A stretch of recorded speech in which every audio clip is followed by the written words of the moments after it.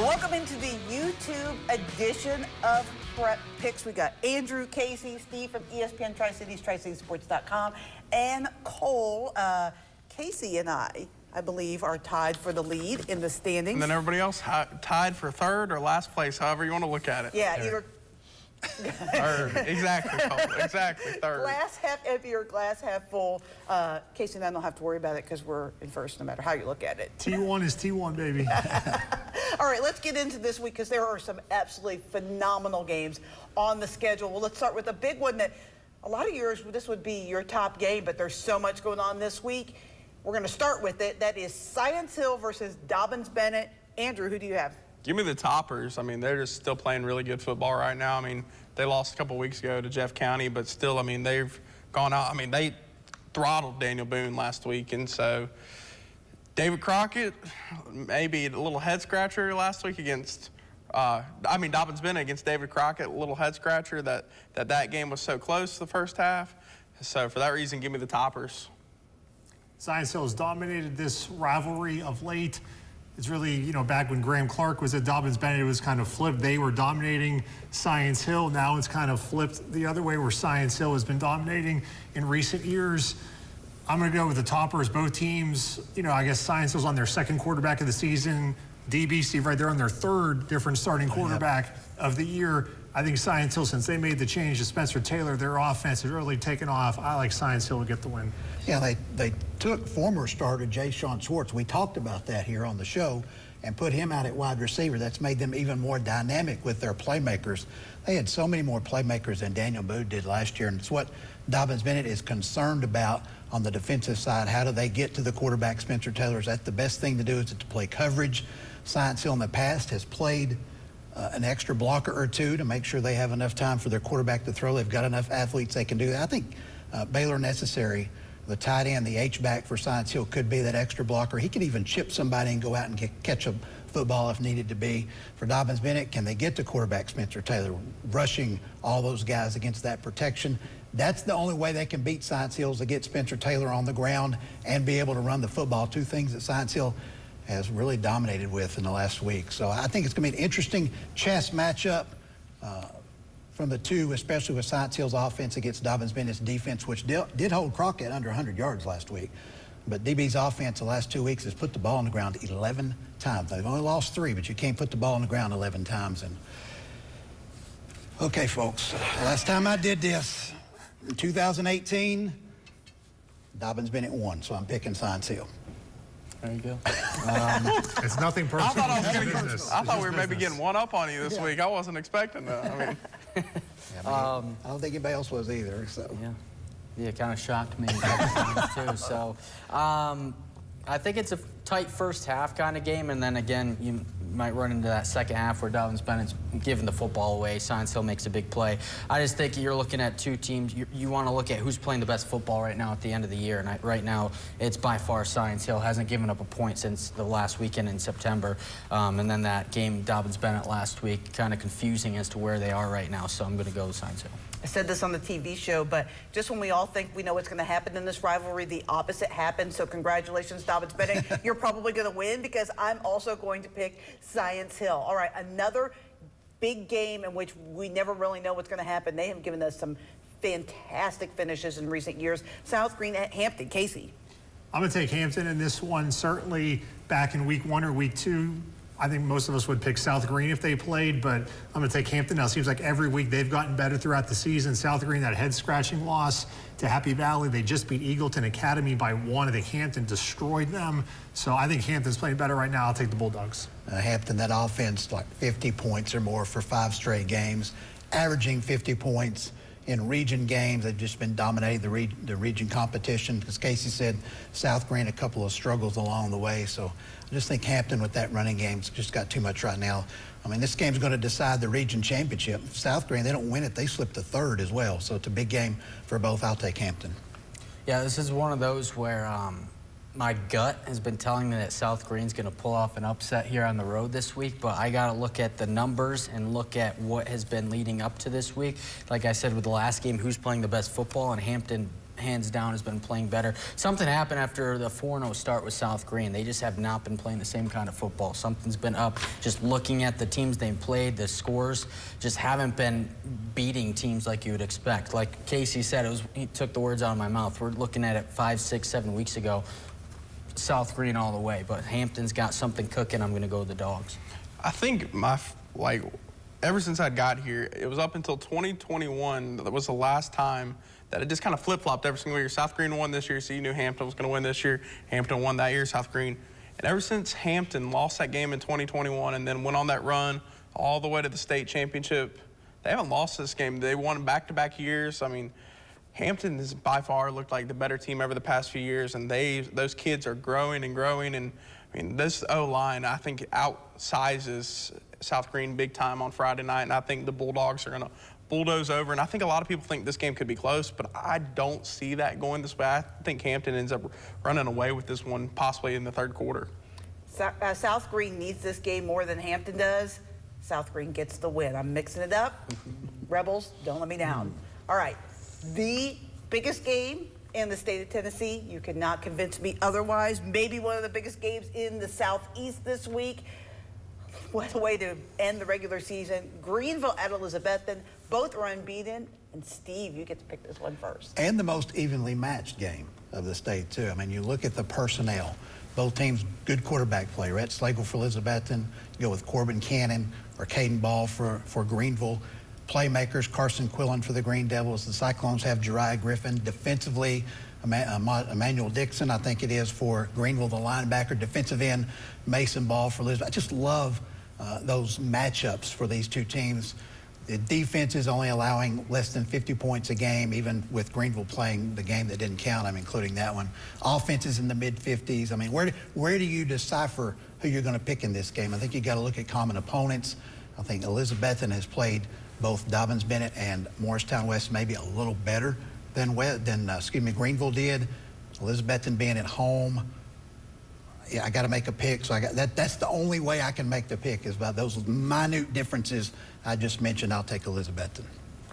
Talk about minute differences. The only thing that I could scrape off of the paper by looking at these two teams was something that's out of Greenville's control, and that is the weather and the inconsistent schedule they've had to deal with this year by getting 2 games and no contest, having to play 2 games in a week.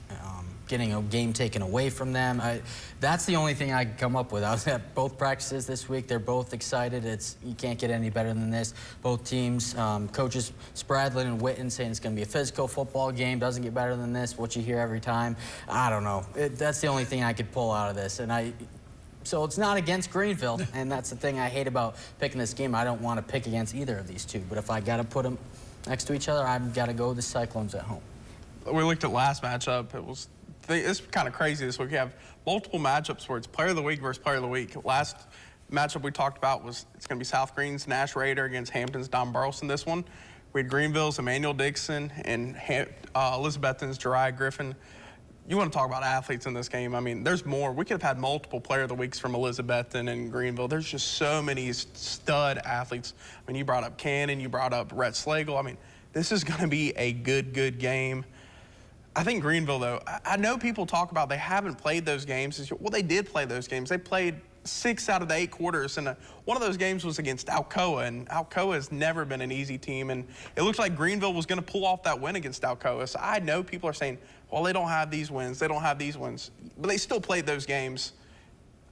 I think they go on the road Friday night and they get the win, and Greeneville is going to be your 1 seed. They've got that Anderson County game is still on the minds of a lot of Green Devils, and they want some revenge on. So if they want to get back to playing Anderson County, they have to win this one. Well, really, I think the winner of this game may not play Anderson County because the loser of this game will have to play Anderson County first, and you could get a rematch. I believe in 19, 20, and 21, these two schools played twice a season. Last year, they did not because Anderson County, of course, won the state championship. So this could be the first of 2 matchups in 3 weeks.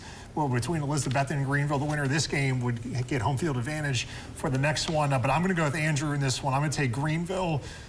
Great talent. I just think Carson Quillen is just that special player. I think, in my opinion, he's the best player going to be on the field Friday night. So I'm taking Greeneville to get the win.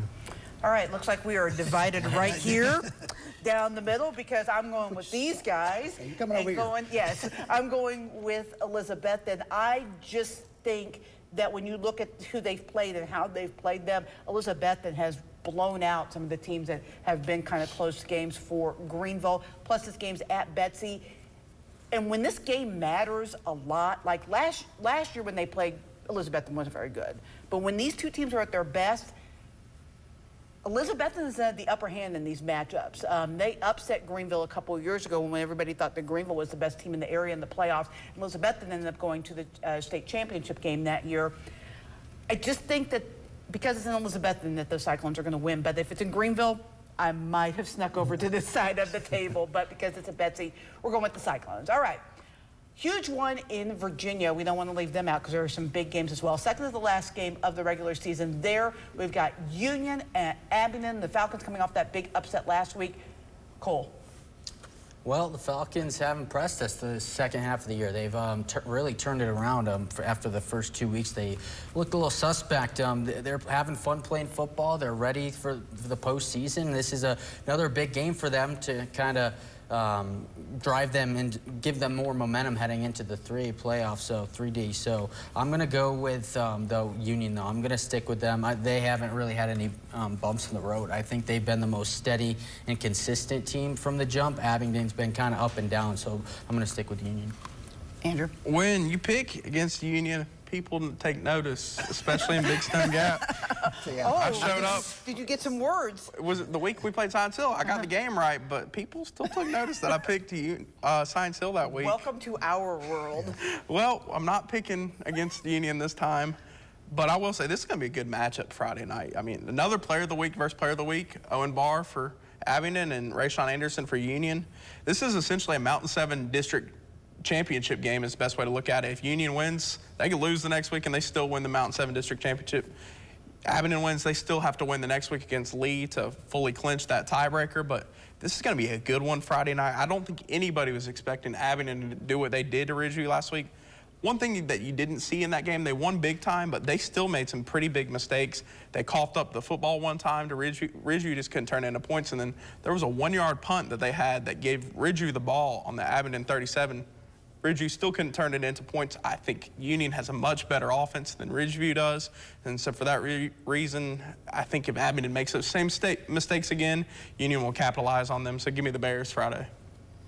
Abingdon, they're playing for a home playoff game potentially in Region 3D. I think they're 5th right now. So if they can knock off Union, that might be enough to propel them. Maybe they can get into that top 4 and maybe host a first-round playoff game. But if not, this would be their final home game in all likelihood of the regular season. 2 years ago, when Union went to Abingdon, Abingdon ran them off the field. It was a terrible weather night, but it was a no-contest game. I think Union's going to remember that. I mean, they beat them last year, but Union, this team is on a mission this year. They want the Mountain 7. They're not after coming off a bye week as well. They've had 2 weeks to rest, get ready for this one. I like Union. Yeah, we're all in agreement here. Going to go with the Bears. I don't want to have to listen to them. Sorry, Abingdon. Don't get any ideas, though. All right, let's go back to the Tennessee side of. I skipped one. The Virginia High at Lebanon game. This is our Friday night rivals game of the week. And since it is that, we will start with the man on the call, Casey. Well, Steve, this is just for you. The PowerPoints.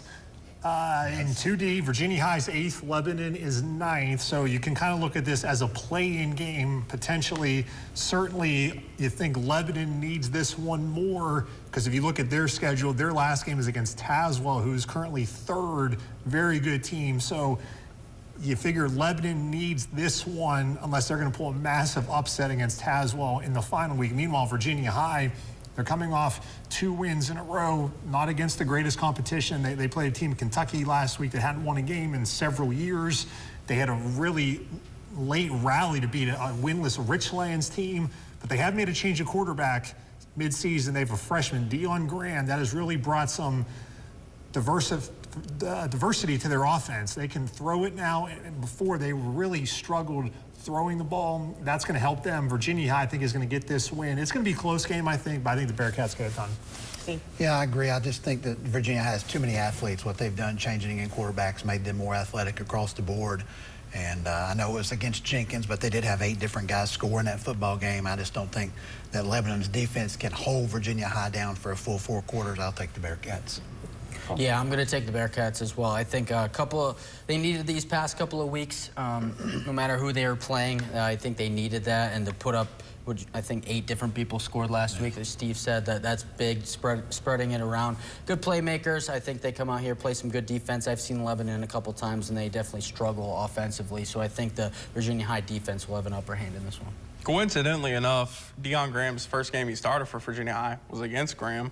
They played Graham really close that game, and that's not just a bad Graham team. That's a Graham team that their only loss is to Union, that is your defending state champions from last year too. So what I've seen is I think it's Virginia High tends to play down to their opponents and play up to the level. So I could see this one being a really, really close game. I think it could come down to final drive, but I think Virginia High makes the big play on that final drive. So give me the Bearcats Friday. Virginia High is our own worst enemy. If they don't make mistakes, they're a pretty good football team. I don't think they make mistakes this week, so give me the Bearcats as well. Okay, now back to the Tennessee side of the state line. Tennessee High at Boone. This is a big one for playoff seeding. Andrew. This is a tough one. I mean, after watching both these teams last week, Tennessee High, I mean, they're probably riding one of the hottest streaks in Northeast Tennessee right now, and Boone, just to get shut out the way they did by Science Hill was just... that offense is just a big head-scratcher right now for the Trailblazers, and one that's not a head-scratcher is Tennessee High's offense. It's going to be a really good test against that Boone defense, but I'm going to go on a limb. Give me the Vikings. I was wrong last week about them against Westridge. So I want to talk about somebody that knows ball. This guy said it was going to come down to special teams play. Yeah, he called that, yeah. I didn't call the right winner, though. Yeah, he did not give him. I did. Yeah. But give me Tennessee High, though. At Casey. Yeah, the winner of this game gets the 3 seed, losers the 4, so both will be on the road for the playoffs. You know, Steve, who's the other team besides Knox West that they're Powell? So both of these teams will be big underdogs when they hit the road. It's just a matter of which one you want to kind of go to there. But certainly, I mean, Tennessee High's won 5 in a row after a 1-3 start. Their losses all to good teams: Sevier County, Mo West, and Greeneville. They're playing well. I mean, Boone, you look at the recap of that game, their quarterback's out, their starting running back is out. They're just really banged up. I like Tennessee High. Yeah, I really wanted to pick the upset here, and I may still, as I talk myself into this. You know, Tennessee High last week lost the turnover battle 3-1 to Westridge, still won the football game, ran for 176 yards. Westridge had a pick 6 correctly called back, that would have changed the game. I was at the Daniel Boone game. Yes, Science Hill, just way too many athletes for the Blazers, but the Blazers just don't match up to Science Hill. I think the Blazer defense matches up better against the run offense of Tennessee High. Henry Hamlin, the outstanding linebacker. I think Daniel Boone Perry ran the ball hard at running back. Cole Stevenson's going to be fine at quarterback. They still have Jackson Utzman at wide receiver. There's some offensive potential there. I got to go out on a limb at some point in time this year. That makes no sense whatsoever based on last week. I get it, but I'm taking Boone at home on senior night. Cool. All right.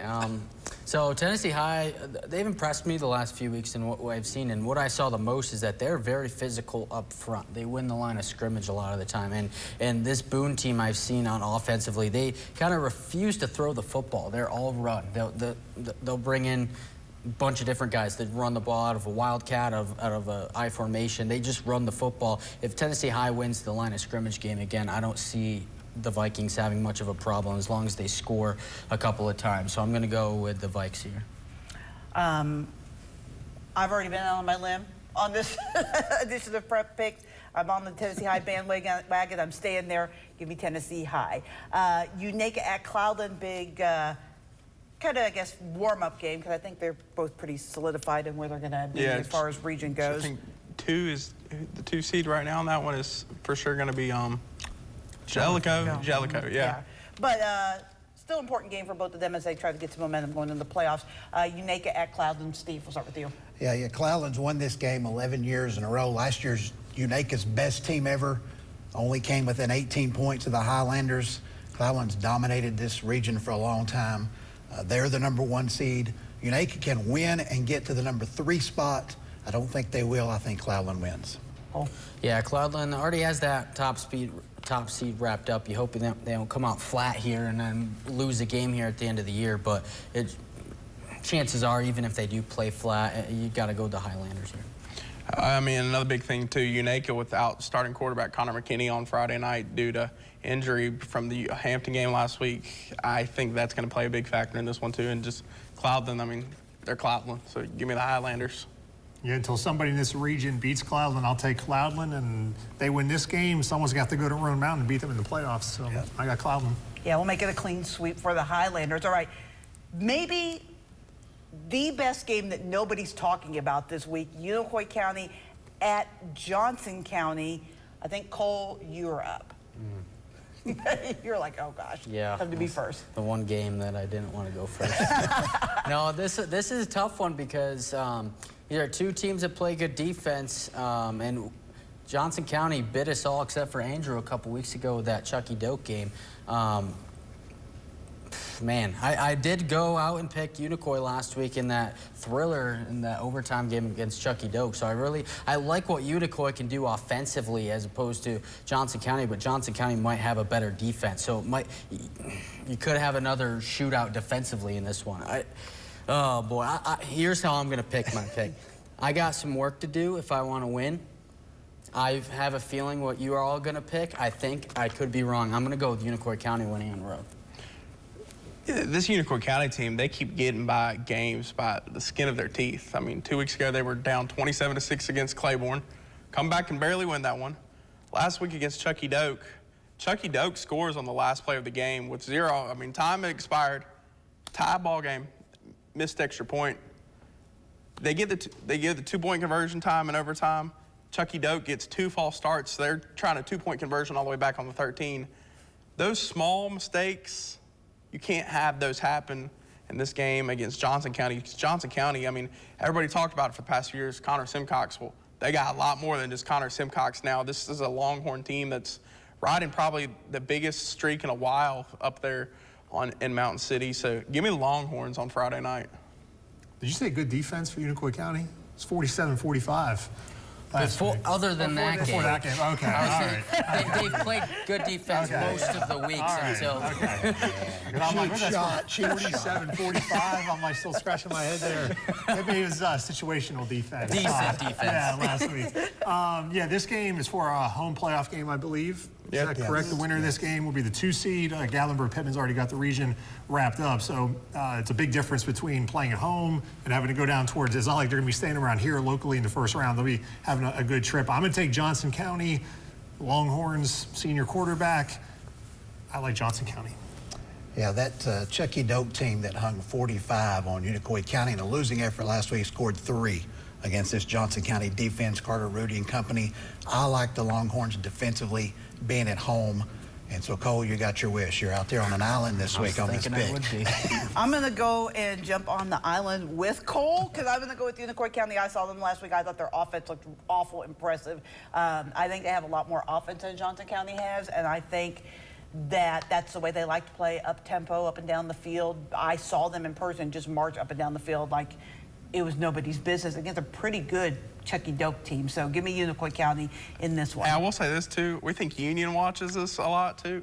Johnson County people watch. That week that they won, they said, you picked us. Yeah, I did, and I picked you again this week. Remember that. That's really why he's picking that, because he doesn't want to get any emails. All right, we know how it works now.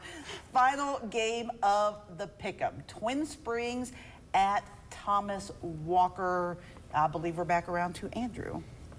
Titans. I mean, give me Keith Warner and his bunch. I mean, they look like they're going to be the top 3 seed right now in Region 1D. I mean, I don't think anybody's expecting them to have this season too, but they're having it. So give me the Titans. Unless they're playing Union again this week, which I don't believe they are, I'll take Twin Springs to get this win.